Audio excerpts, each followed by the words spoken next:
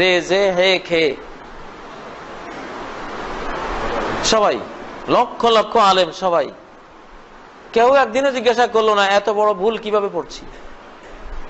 কোরআন আঙ্গুল দিয়ে দেখিয়ে দিচ্ছে। কোরআনের 14 নম্বর সূরা ইব্রাহিম, আলিফ লাম র। যে হুজুর মক্তবের শিক্ষক, তিনি ফজরের জামাতে পড়ালেন আলিফ লাম র, র পড়ালেন। সেই হুজুরের কায়দায় সবক দিয়ে আমাকে পড়ালেন রে। কিরে বাবা, আপনি কোরআনই তো পড়লেন র, আর এখানে রে বললেন কেন? কোন দিকে যাব? কোরআন ভুল না আমি ভুল? আমি ভুল। কোরআনে যেটা বলেছে আলিফ লাম র, এটা রই হবে, রে হবে না। কোরআন বলেছে হামিম, হামিম। ইমাম সাহেব মসজিদে পড়িয়েছেন হামিম হা, কিন্তু মক্তবে শিশুদেরকে, আমাদেরকে সবাইকে পড়িয়েছেন হে। তাহলে ভুল আছে কিনা আমাদের? অবশ্যই আছে। এখন কি কেউ হে পড়ে? কেউ কি রে পড়ে? কেউ খে পড়ে? কেউ পড়ে না। ভুল ধরা পড়েছে, সংশোধন করে নিয়েছে, আলহামদুলিল্লাহ। এইভাবে ভুল ধরা পড়বে, সংশোধন করে নিতে হবে। জাতীয় ডাক্তার ডাক্তার নুরুল ইসলাম সাহেব জাতীয় ডাক্তার হয়ে 1700 আইটেমের ঔষধ পরীক্ষা করে বলেছেন এগুলি বাতিল, এগুলি বিষ, এগুলো খাওয়া যাবে না। 1700 আইটেমের ঔষধ বাতিল করে দিয়েছেন। ঠিক আমাদের ধর্মকর্মে এত কুসংস্কার ঢুকে পড়ে আছে, শত শত আইটেম বাতিল করে দিলে আমাদের ইসলামিক স্বাস্থ্যটা সুন্দর হবে, ধর্মটা নির্ভেজাল হবে। কত মিলাদ ঢুকিয়ে রেখেছি, কত তরিকা ঢুকিয়ে রেখেছি, কত নকশেবন্দি, কত চিস্তি, কত কাদেরি, কত মুজাদ্দেদি, কত হারুনি, কত শিয়া, কত ওয়াহাবি, কত গরম সুন্নি, কত কি আমরা ঢুকিয়ে রেখেছি। আজীব তামাশা, ভেজাল আর ভেজাল আর ভেজাল। এই জন্য প্রিয় ভাইরা, ইসলামের নবজাগরণ সারা বিশ্বে শুরু হয়েছে। এখন খাঁটি ইসলাম আসবে কোরআন থেকে এবং সহি সুন্নাহ থেকে। অনেক কিছু চেঞ্জ হয়ে যাবে।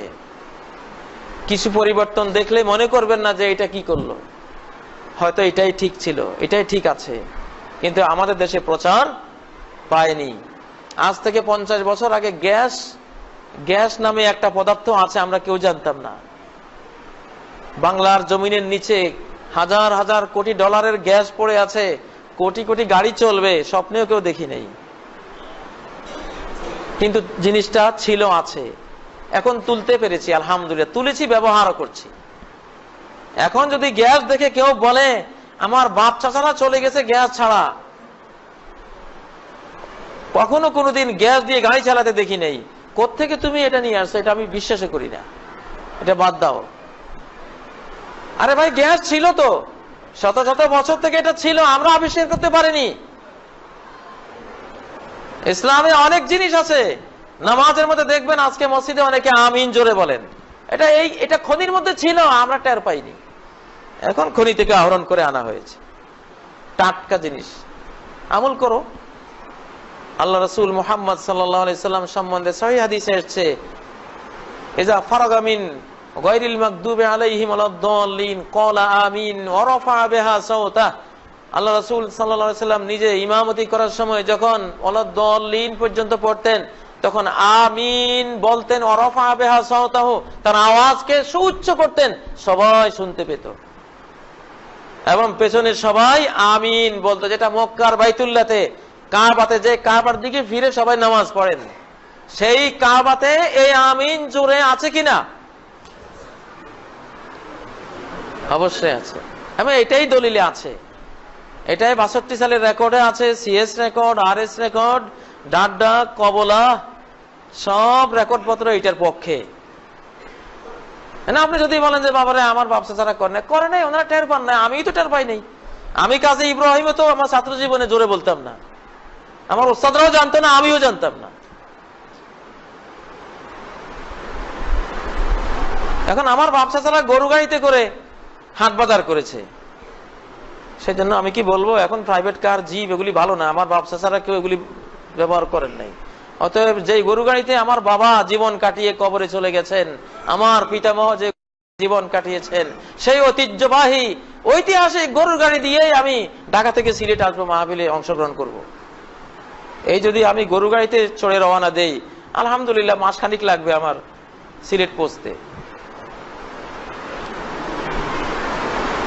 ব্রেইনটাকে সতেজ রাখতে হবে, যেটা সত্য পাওয়া যাবে, দলিল প্রমাণে পাওয়া যাবে, গ্রহণ করতে হবে, গ্রহণের মানসিকতা থাকতে হবে। এক জায়গায় জমে বসে থাকলে হবে না, তাহলে আপনি পিছিয়ে পড়ে যাবেন। যারা আমিন জোরে বলবেন, তারা এই জোরে বলার একটা সুন্নত জিন্দা করার কারণে প্রতি রাকাতে 10টা নেকি বাড়তি পেয়ে জান্নাতের ফার্স্ট ক্লাসে চলে যাবেন, আর আপনি পেছনের কাতারে পড়ে থাকবেন। আল্লাহ নবী বলেন, মান আহাব্বা সুন্নতি ফাকাদ আহাব্বানি, আমার যে কোনো সুন্নত জানতে পেরে যে সুন্নতটাকে ভালোবাসলো সেটা আমাকেই ভালোবাসলো। ওমান আহাব্বানি কানা মাই ফিল জান্নাহ, আর যে আমাকে ভালোবাসবে সে জান্নাতে থাকবে আমার সাথে। 5 ওয়াক্ত নামাজ পড়ে আমিও একসময় মুনাজাত দিয়েছি, আল্লাহুম্মা আমিন বিরহমাতিকা ইয়া আরহামার রাহিমিন। আমিও করেছি, কেন আমার ওস্তাদরা পড়িয়েছেন। পরে দেখি যে এটার কোনো সিএস রেকর্ড নাই, আরএস রেকর্ড নাই, ডাড্ডা নাই, 62 রেকর্ড নাই, 40 রেকর্ড নাই, হাল আমলের জরিপ নাই, কিছুই নেই। মহানবী সাল্লাল্লাহু আলাইহি ওয়াসাল্লাম তিনি 23 বছর পর্যন্ত সালাত পড়েছেন, একটা বারো মুসল্লিদেরকে নিয়ে এইভাবে আল্লাহুম্মা আমিন বিরহমাতিকা ইয়া আরহামার রাহিমিন বলেন নাই। আমি বলছি আমার তো ভালো লাগে, বাংলা আরবি নামাজ তো বুঝি নাই, ইমাম সাহেব কি পড়লেন কি বললেন কিছুই তো বুঝি নাই।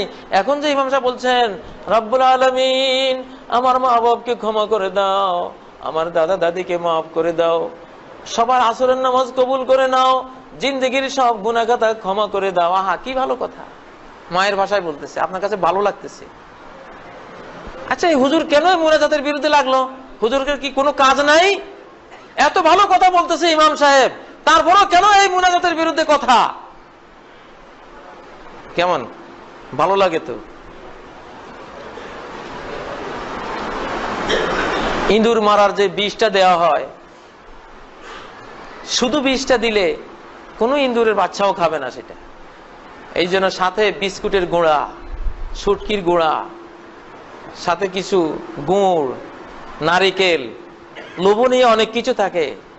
মা ইঁদুর বলছে বাবারে খাস না কেউ, আমি জানি এই মিঠার ভিতরে কি বিষ লুকিয়ে আছে, সর্বনাশ হয়ে যাবে।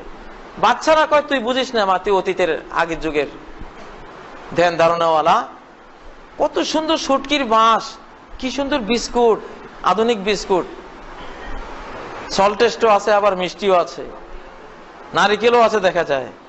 মায়ের কথা বাদ দিয়ে বাবারা সবাই খাচ্ছে। পরিণতি কি হলো? একজন মরে আছে ঘরের কোনায়, আরেকজন পাটাতনে, আরেকজন দুয়ারে, আরেকজন চোখের নিচে।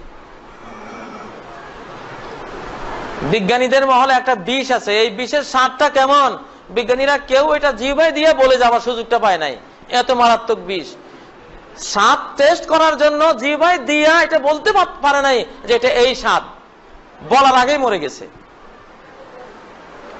একজন বিজ্ঞানী খুব চালাক ছিল, উনি বললেন যে আমি তোরা আমার পাশে থাক, আমি জিহ্বায় দেওয়ার সাথে সাথে চিৎকার করে বলবো এটা কেমন, তোরা কান দিয়ে শুনিস।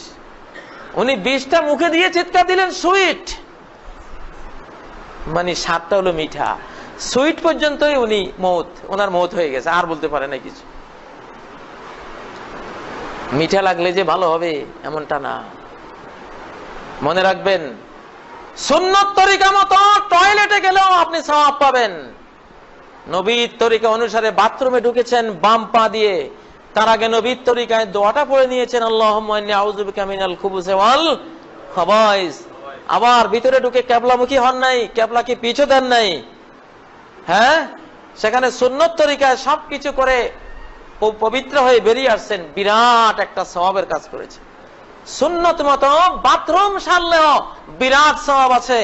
সুন্নতের খেলাফ কাবা শরীফের হজ যদি করেন, কাবার এক রাকাতে 1 লক্ষ রাকাতের সওয়াব, কিন্তু সুন্নত তরিকা বাদ দিয়ে সেখানে যদি আপনি 1000 বছরও সালাত পড়েন, তাহলে একবার সুন্নত তরিকায় টয়লেটে গেলে যে সওয়াবটা পাবেন নবীর তরিকার বরকতে, নিজের তরিকা বানিয়ে জীবন ভরে কাজ করলেও আপনি সওয়াব তো পাবেনই না, উল্টো আপনি একজন বেদাতি, একজন কুসংস্কারপন্থী, নবীর ধর্ম বিনষ্টকারী একজন নবীর ধর্মের দুশ্মন হিসেবে কিয়ামতের ময়দানে নবীর সামনে যখন পড়বেন, তিনি বলবেন সোকান সোকা, দূর হও, দূর হও, দূর করো আমার এখান থেকে, আমার ধর্ম নষ্ট করে ফেলেছে।